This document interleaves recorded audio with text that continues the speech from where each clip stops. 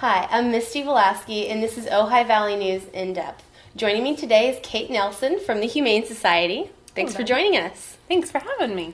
So who's this you've brought with you today? This is Noah. Noah's one of the adoptable dogs out at the shelter. He's a 2-year-old Shih Tzu that's been with us for about 2 months now, and he came to us as a rescue from County Animal Services. Oh, very cute. He's a little sweetheart. Yes, he is.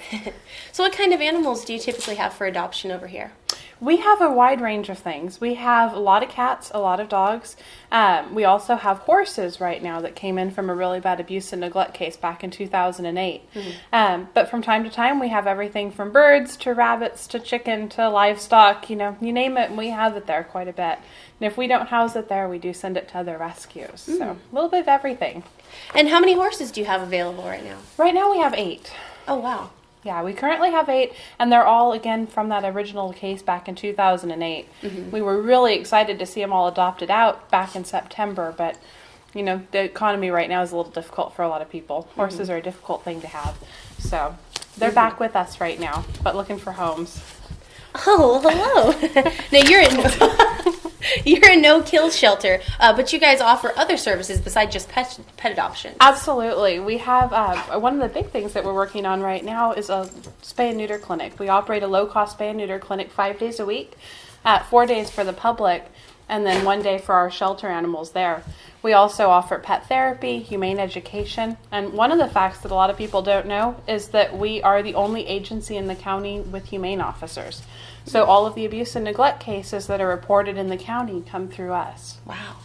Yes. And there's quite a bit of construction going on over there lately. What are you guys building? Yes, that actually has a lot to do with our spay and neuter clinic. We recently received a large donation that was directly to go towards a spay and neuter clinic. So we are building a visitor center right now, which is really phase 1 of a 2-phase project. Our goal is to get that building up and running, move our offices, our education center over to that building, and then the existing building we're transforming into a much larger spay and neuter clinic, grooming rooms, additional housing for the cats. No. Come here. So it's really a big undertaking, but we're excited to see it happening. We're hoping the estimate is to be over there by November, but we're keeping our fingers crossed for a little bit sooner. And I'm sure over the years you've seen some heartbreaking examples of animal abuse, but there's been quite a few success stories. For every one of those heartbreaking stories, it seems like we have a touching one. We have some beautiful ones, and sometimes it's just the day in, day out from... We know that through our spay and neuter clinic, we're preventing a whole lot of animals that would otherwise be in shelters later in life. But we also see the turnaround from those abuse and neglect cases, like the horses, for example. The horses are a wonderful example of that.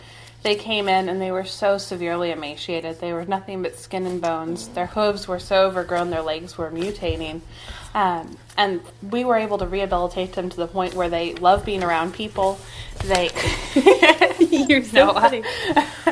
They love being around people. They look for the blue t-shirts of the volunteers to come feed them carrots and apples. And almost all of those original horses that we had, and we had 37 that came to us. 11 of them happened to be pregnant. So at one point we had 48 horses, and we're so happy to see that 40 of those horses are in good homes. And the 8 that are with us have a pretty good life too. We have really great facilities and a trainer that's there. So very cool. Now, tell us about the history of the Humane Society. Well, we were founded in 1932 by just a loving group of dedicated animal people. They were running shelters out of their homes primarily. In 1982, Sarah Bayless had donated 4.4 acres for them to go on with their mission. And that's where this current side of our building is right now. So we sit on that nice 4.4 acres. In 1986, we opened our spay and neuter clinic.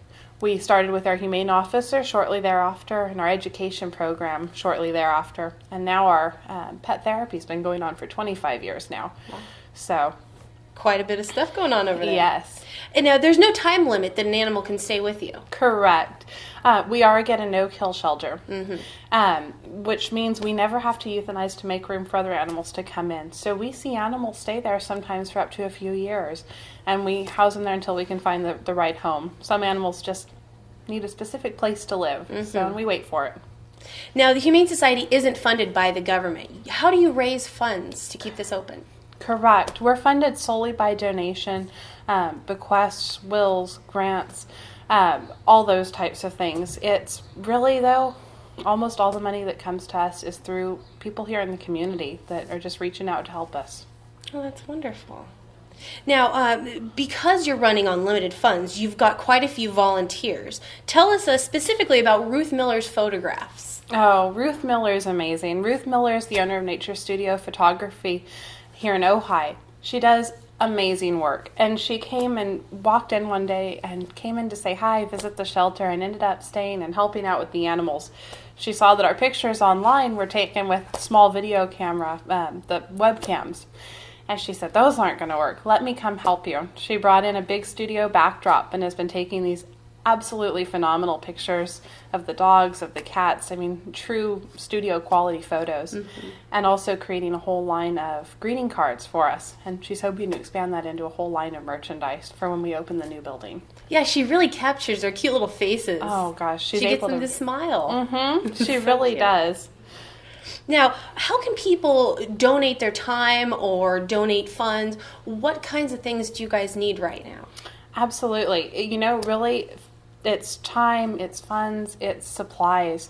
Anybody can help. It could be things from the old towels that people have laying around their houses. We're always using those for pet bedding. Mm-hmm. We make sure that all of our bedding's kept clean and sanitary every day. So we go through a lot of towels because we wash it so frequently. So towels and blankets, all those things are wonderful. We also have a whole list of things on our website for our wish list. But of course, we are always looking for donations, monetary donations to help fund housing these guys, the bills, the spay and neuters, so on and so forth. And then volunteering. Volunteering is one of the things that is what keeps our shelter doors open. We can't operate without volunteers.